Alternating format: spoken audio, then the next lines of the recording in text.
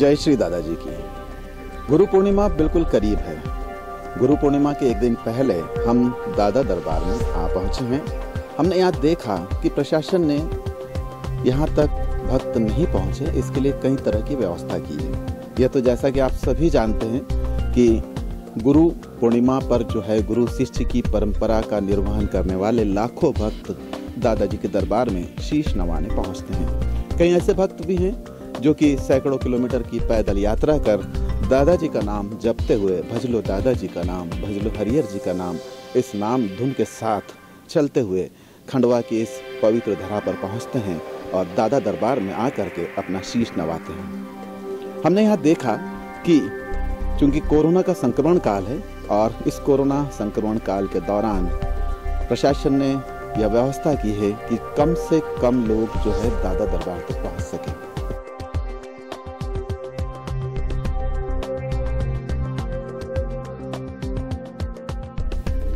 जैसा कि हम बात कर रहे थे शहर में पुलिस प्रशासन द्वारा की गई व्यवस्थाओं को लेकर के, खंडवा जिले में जो है 8 ऐसे पॉइंट चिन्हित किए जा चुके हैं जहां से दूर दराज के भक्त पैदल चल करके खंडवा पहुंचते हैं। तो पुलिस प्रशासन ने ऐसे 8 स्थानों पर ग्रामीण क्षेत्रों में नाकाबंदी की है। इसके बाद शहर के ऐसे जो क्षेत्र हैं जहां से लोग दादा दरबार तक पहुंचते हैं, ऐसे क्षेत्रों में लगभग 7 स्थानों पर जो पुलिस प्रशासन द्वारा बैरिकेडिंग करके नाकेबंदी करके टेंट लगाए गए हैं, जहां पुलिस कर्मियों की ड्यूटी लगाई गई है। इसके अलावा जो लोग मंदिर के आसपास पहुंच जाते हैं तो यहाँ भी उन्हें रोकने के लिए 9 स्थानों पर जो है पुलिस की ड्यूटी लगाई गई है। 9 अलग अलग पॉइंट यहाँ निश्चित किए गए हैं और सभी जगह जो है रोस्टर ड्यूटी पुलिस की लगाई जा चुकी है।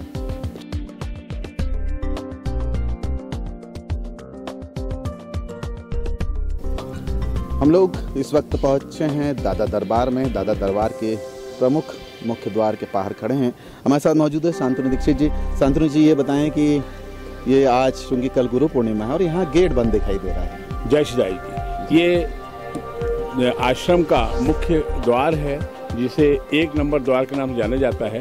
ये द्वार हमने 8 जून से, जैसा शासन का पूर्व में एक आदेश था कि 8 जून से सभी धार्मिक स्थल खोले जाएंगे, उस हिसाब से तैयारी करी थी। यदि आपका कैमरा इस चीज़ को दिखाए तो हमने एक बैरिकेडिंग करी हुई है और उस बैरिकेडिंग से हमने रिंग बना के गोल ये बनाए हुए हैं रिंग, जिनमें दर्शनार्थियों को खड़े करके दर्शन कराने की व्यवस्था की थी। पर लोकल प्रशासन ने 8 तारीख के बजाय इस मंदिर को 10 जुलाई तक बंद करने के आदेश दिए हैं। उसके कारण ये मंदिर का मुख्य द्वार बंद है। दादाजी के बारे में जो कहा जाता था कि यहाँ दादाजी के मंदिर के गेट जिस दिन से आश्रम बना है तब से आज तक नहीं लगे हैं। शायद ये पहला मौका होगा जब दादाजी दरबार के ये द्वार बंद किए गए हैं। दादाजी का जो आश्रम मंदिर है, समाधि स्थल है, उसके द्वार तो नहीं बंद होते, किंतु ये आश्रम परिसर है, इसके दरवाजे बंद किए गए हैं प्रशासन के आदेश से। ये जो महामारी, वैश्विक महामारी है, इसके चलते हुए यहाँ पर भीड़ और अन्य लोग एक साथ इकट्ठे नहीं हो, जिससे महामारी फैलने की और संभावना हो, उसको ध्यान में रखते हुए ये व्यवस्था की गई है, जिसके लिए प्रशासन का हमको सहयोग करना पड़ रहा है। कुछ वैकल्पिक व्यवस्था भी की है। मैंने देखा था कि वो आगे एक यहाँ से कुछ दूर पहले एक खिड़की है, खिड़की में बाहर कुछ भक्त लोग वहाँ दर्शन कर रहे थे। तो वो बताएं चल करके मुझे कि क्या व्यवस्था की है। ये जिस अपन रास्ते से आगे जा रहे हैं, यहीं पर एक खिड़की है जो अभी आप अपना कैमरा वहाँ करेंगे तो दिखेगी, जिसके सामने मंदिर जिनका है, ये आश्रम जिनका है, बड़े दादाजी महाराज श्री केशवानंद जी महाराज, उनकी समाधि है, जिनके दर्शन के लिए लोग पैदल सैकड़ों मील चल के आते हैं। उनके दर्शन नहीं हो पा रहे तो उनके दर्शन कीजिए। आपका कैमरा यदि दिखा सके तो ये जो जालियों को काट के ये व्यवस्था की गई है, इसमें से यहाँ से जो दर्शनार्थी दर्शन करें, उनके पास यदि नारियल आदि है तो इसमें चढ़ा दें, क्योंकि नारियल की जो सेवा है, नारियल धुनी में चढ़ाने का जो प्रथा है, तो उसको कंटिन्यू रखने के लिए और उनकी आस्था को कंटिन्यू रखने के लिए हमने यहाँ पे ये 2 छोटे छोटे जाली में स्थान बनाए हैं, जिनसे दर्शनार्थी को हो सके। यहाँ से तो बड़े दादाजी के जो है समाधि के दर्शन हो सकेंगे, लेकिन मैंने देखा कि छोटे दादाजी का एक जो समाधि स्थल के लिए जो पिछला दर एक और प्रवेश द्वार है दादा दरबार में प्रवेश का, वहाँ भी कुछ व्यवस्थाएं की गई है? 2 नंबर गेट पे भी हमने इसी तरह की व्यवस्था की है, पर आप आगे चलेंगे तो आप देखेंगे कि 2 नंबर गेट के पास से हमने व्यवस्था करी है, जिसमें वहीं पर एक तसला रखा हुआ जिसमें हम धूनी भी देते हैं। यदि दर्शनार्थी चाहता है और वो नारियल या धूनी का कुछ सामान लाता है हवन करने के लिए, तो वहाँ ले लिया जाता है और हमारे पंडित जी दिन में 3 या 4 बार आके जो लोग नारियल और धूनी जमा करते हैं उनको वहाँ पे आहुति देकर धूनी माई में डाला जाता है। ये आपको आगे जो गेट नंबर 2 है, ये प्रवेश द्वार, ये निकासी का द्वार है। इसके सामने छोटे दादाजी महाराज की समाधि है। ये जो आपको दिख रहा है, तो चूँकि शासन के आदेश हैं कि आश्रम को अंदर किसी जाने नहीं देना, इसलिए ये चैनल गेट लगा हुआ है, उसमें से आपको समाधि दिख रही होगी। हम यहीं से जो दर्शनार्थी आते हैं उनको दर्शन करने की सुविधा दे रखी है। कुछ मंदिर के अंदर भी आपने जो है भक्तों को दर्शन हो सके इसके चेंजेस किए। मैं चाहूँगा कि आप अंदर चल करके उसको देखें। जैसे आप बता रहे थे खिड़की से जो दर्शन नहीं हो पा रहे थे पूरी तरह से, तो अंदर कुछ ग्रिल वगैरह हटाई गई थी, अंदर चल के चलिए आप अंदर देखते हैं, आइए।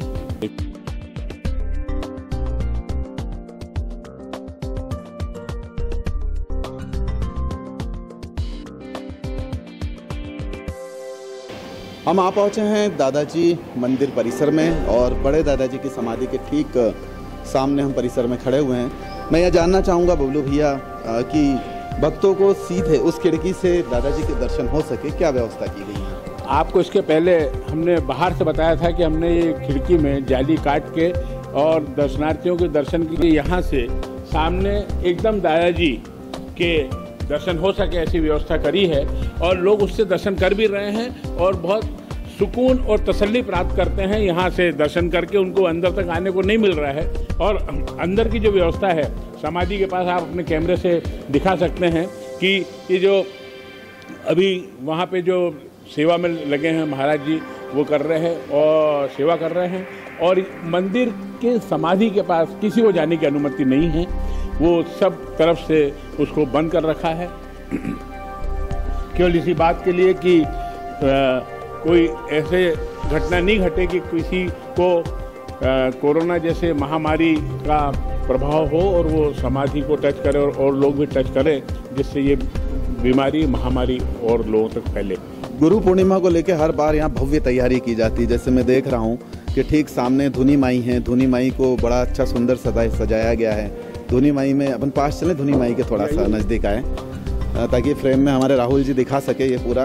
राहुल, धुनी माई को जो है पूरा नया फिर से हर साल जैसे इसको बनाया जाता है, इसकी हाइट ऊंची की जाती है, लोहे के रिंग डाले जाते हैं, गोबर से इसकी मिट्टी से जो जुड़ाई करके इसको गोबर से लीपा जाता है और उसके ऊपर जो अपनी निमाड़ी संस्कृति कहें कि मांडे जाने की जो है परंपरा, जिससे कि खूबसूरत दिख सके, ये सब किया गया है ताकि गुरु पूर्णिमा पर जब भक्त यहाँ आए और यहाँ धुनी माई में नारियल अर्पित करें तो उन्हें मन में आत्मिक शांति महसूस हो। क्या तैयारियां की जा रही है गुरु पूर्णिमा को लेकर?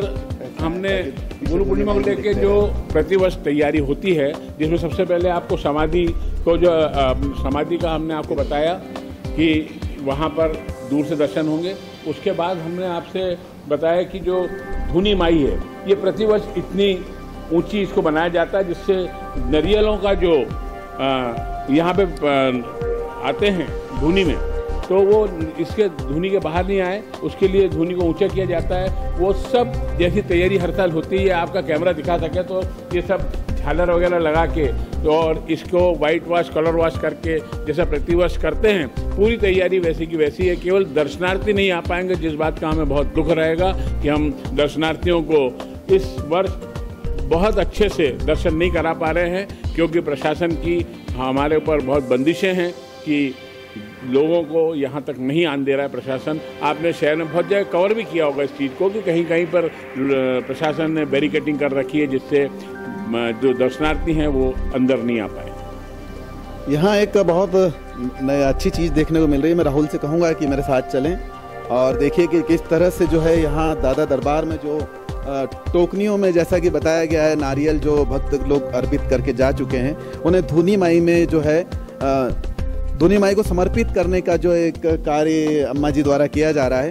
और आप देख रहे हैं कि अम्मा जी एक एक करके जो है पूरा जो है धुनी माई को नारियल समर्पित कर रही हैं। मतलब भक्तों की भावनाओं का पूरी तरह से जो है ख्याल रखा जा रहा है कि किसी भी भक्त द्वारा जो सामग्री दादाजी के लिए अर्पित की गई है वो वास्तव में यथा स्थान तक पहुँचे। इस बात का विशेष ध्यान रखा जा रहा है और यही वजह है कि ये सारे नारियल जो भक्तों ने यहाँ अर्पित किए थे धुनी माई को समर्पित किए जा रहे हैं।